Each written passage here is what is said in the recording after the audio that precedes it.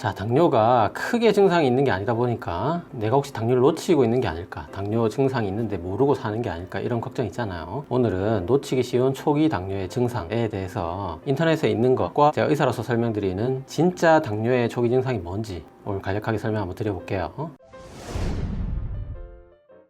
자, 안녕하세요. 운동하는 내과의 스탁팅입니다. 자, 매번 보는 이제 아주 익숙한 그림이죠. 제가 만든 당뇨를 한 나라의 경제에 빗대어 간략하게 예로 든 거고요. 일반적으로 한 나라의 수입이 돈이 들어오면 혈관의 시장에 현금이 유통되고, 당이 올라가면 현금이 많아지면 금리가 올라서 인슐린이 나와서 각 가게나 정부, 은행, 기업, 금융방으로 돈이 유입이 되고요. 그러다 시장에 현금이 너무 줄어들면 다시 금리가 낮아지면서 인슐린이 줄어들면서 은행과 기업, 금융방 세 군데에서 돈을 꺼내 쓰는 게 우리나라가 시장의 현금을 일정하게 유지하는 방법이고, 우리 몸에서 혈당을 일정하게 유지하는 또 방법이에요. 그런데 당뇨 상황은 인슐린 나오는 분비능은 정상인데 인슐린이 안 먹히는 저항성이 생기는 게 이형 당뇨의 원리고, 그래서 혈관에 당이 시장에 현금이 많은데도 불구하고 가정이나 정부 이런 소비할 수 있는 직접 당이 필요한, 현금이 필요한 곳에 돈이 전달이 되지 않는, 공급이 되지 않는 게 이형 당뇨의 원리고, 그래서 시장에는 현금이 넘쳐나고 각 가정과 가게에는 돈이 모자라는, 그리고 당이 너무 넘쳐서 콩팥으로 당이 배설되는, 돈이 버려지게 되는, 이런 게 당뇨의 원리라고 설명드렸어요.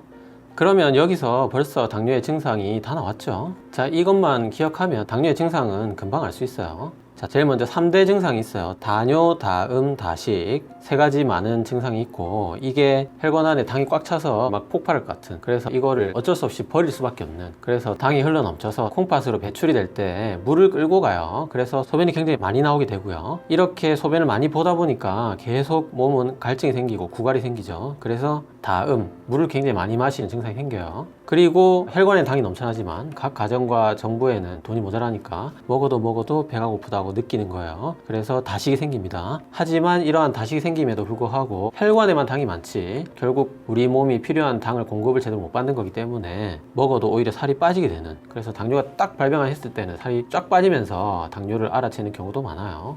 그리고 우리 몸이 소변을 많이 보면서 탈수가 되기 때문에, 그리고 각 세포들은 에너지를 공급을 못 받기 때문에 피로감이 생길 수밖에 없어요. 그래서 여기까지가 메인 증상이고, 여기까지 정리해보면 분명히 내가 물도 많이 마시고 밥도 많이 먹었는데 살은 오히려 빠지고 계속 눕고 싶고 피곤하고 목이 마르고 40세 부근에서 갑자기 이런 증상이 생긴다면 이거는 뭐 당뇨를 아주 강력히 의심해봐야 되는 아주 전형적인 증상이라고 할 수 있습니다.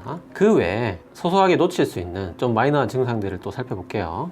눈이 침침해져요. 이게 왜 그러냐면, 우리가 다른 장기들은 여러 가지 에너지원도 쓰기도 하지만 뇌는 특히 포도당만 거의 주로 쓰는 아주 기름지고 배부른 장기라고 설명드렸어요. 그런데 눈도 마찬가지예요. 눈도 뭐 뇌하고 이렇게 붙어 있어서 그런지 모르겠지만 눈도 주로 포도당을 씁니다. 그래서 눈이 제대로 포도당을 공급을 못 받기 때문에 당뇨 초기 증상으로 눈이 침침해지고 초점이 흐려지는 이런 증상이 생길 수가 있어요. 심지어 정말 만성적으로 눈에 합병증이 생겨서 오는 분도 있습니다. 환자분들 이거 잘 모르시는데, 우리가 병원에 당뇨를 진단받으러 왔을 때 대개는 5년 이상 앓은 경우가 많아요. 그래서 당뇨 합병증이 이미 생겨오는 그런 분들이 많아요. 그래서 당뇨가 눈에 합병증을 일으키는 게 당뇨 망막병증이죠. 그래서 20%가 당뇨 진단 당시에 이미 망막병증이 있다. 그래서 당뇨 초기 증상으로 눈이 침침하거나 흐린 게 일시적인 것 뿐만 아니라 합병증이 생겨서 오는 그런 증상이기도 해요. 그 다음에 이것도 굉장히 당뇨 증상으로 잘 알려지지 않은 증상인데, 치주염을 굉장히 심하게 앓는 증상이 생기는 수가 있습니다. 당뇨 자체가 치주염을 발생시키진 않아요. 근데 치주염이 더 심하게 걸리는 거에는 당뇨가 기여를 할 수가 있습니다. 그래서 평소에 치주염이 있는데 굉장히 갑자기 심해지고 잘 안 낫는다든지 이런 증상은 당뇨를 의심해 볼 수 있는 그런 증상이에요. 자, 치주질환과 당뇨병의 양방향 관계, 그러니까 당뇨가 치주질환을 더 악화시키는 데 기여를 하기도 하지만 치주질환이 또 당뇨병을 일으키는 것과 관련이 있는 것 같기도 하다, 그런 가설이 있다. 우리가 항생제를 써서 치주 감염을 제거하면 당활색소가 감소하거나 인슐린 요구량이 감소하는 그런 현상이 일어나기도 해요. 그래서 이게 그런 가설 뒷받침하는 증거가 아니냐, 그런 논문이 있습니다. 그리고 이것도 굉장히 잘 모르는, 간과하기 쉬운 증상인데, 당뇨 피부병증이라고 있어요. 당뇨가 피부에도 증상을 일으킵니다. 그래서 건조하거나 가렵거나 습진이나 무좀이 갑자기 잘 생기고 잘 안 낫는다든지 그러면 또 당뇨를 의심해 볼 수 있어요. 자, 우리가 구글에서 다이아베틱 더마토패시 당뇨 피부병증 검색하면 주로 다리에 이렇게 붉거나 까만 얼룩이 지는 듯한 이런 스팟들이 생기게 돼요. 이런 게 당뇨로 인한 피부병증의 전형적인 증상인데, 당뇨가 있다고 해서 이게 꼭 다 생기는 건 아닙니다. 그래도 당뇨가 의심되는 상황에서 이런 피부병이 생긴다면 당뇨 생긴 게 아닌 아닌지 한번 검사를 해보시는 게 좋아요. 그 다음 거품료. 거품료는 제가 한 편을 또 할애해서 영상으로 설명을 드렸죠. 제 다른 영상 참조해 주시고요. 우리가 거품이 뭐 누구나 할 수 있지만 잘 안 없어진다든지 요즘에 유독 거품이 많이 난다든지 이럴 때 당뇨를 의심해 볼 수가 있고, 당뇨가 아까 말한 대로 소변에 당이 나오기 때문에 이 요당이 끈적끈적 하잖아요. 그래서 거품을 일으킬 수가 있고, 또 당뇨로 인한 합병증, 즉 당뇨병성 신증, 당뇨성 만성 콩팥병이 당뇨 진단 당시에 이미 당뇨 오래돼서 콩팥이 손상된 상태로 발견이 됐을 때 우리 당뇨 사구체가 거름망이 망가지면서 콩고기가 빠져나와서 단백뇨가 생기는, 그래서 이 단백뇨가 또 거품을 만들기도 해요. 그래서 아까 말한 여러 가지 전형적인 증상이 더해서 이런 소변 거품이 나오면 병원에 가서 소변 검사 해보시면 됩니다. 당뇨병성 신증으로 인한 단백뇨,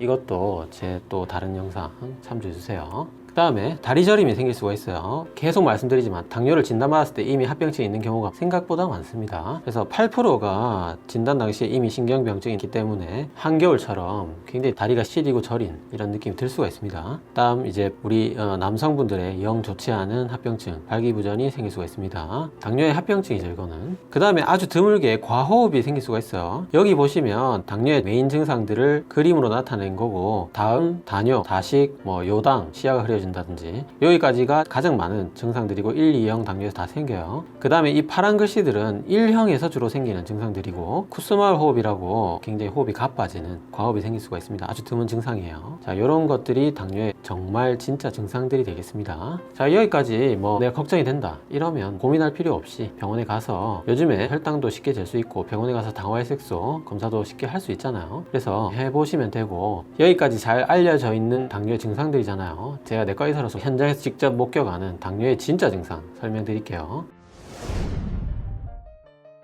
자, 드디어 나옵니다. 진짜 증상은 뭘까요? 진짜 증상은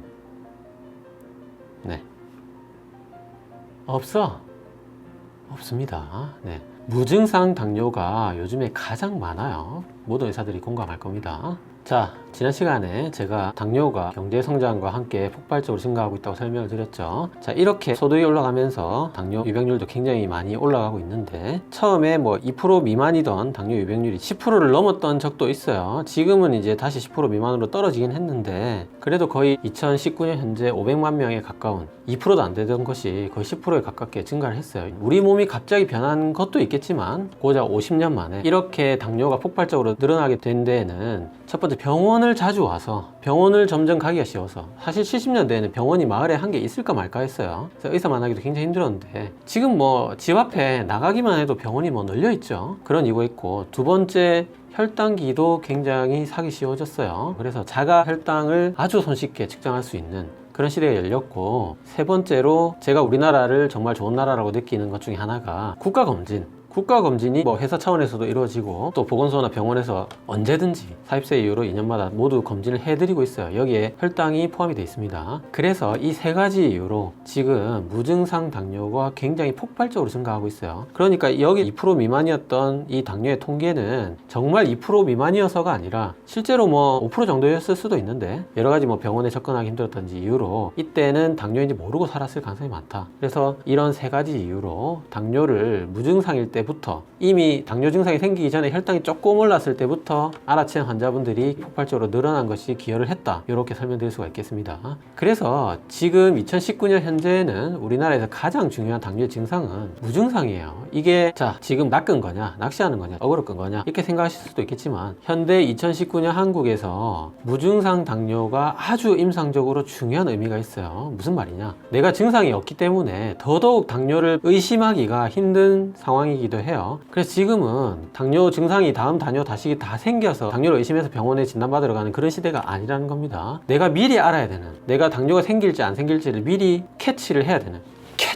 캐치를 해야 되는 그런 시대가 온 거예요. 그래서 이 아무 증상이 없을 때 내가 당뇨로 발전할지 캐치를 할 수 있는 그런 방법, 당뇨 예측 방법에 대해서 다음 시간에 자세히 설명드릴게요. 사실은 옛날에는 당뇨 진단받으러 갔을 때 이미 당뇨를 5년, 10년 앓은 경우가 대부분이었어요. 근데 그 시기도 이제 점점 짧아지고 있다는 겁니다. 그리고 그 시기를 더 줄여야 된다. 이게 아주 무증상 당뇨가 임상적으로 중요한 의미를 가진 이유가 되겠어요. 낚시가 아닙니다. 자, 오늘 당뇨의 가장 흔한 초기 증상, 그리고 그 외에 기타 여러 가지 증상들에 대해서 간략하게 설명드렸고요. 오늘도 세 줄 요약으로 마무리할게요.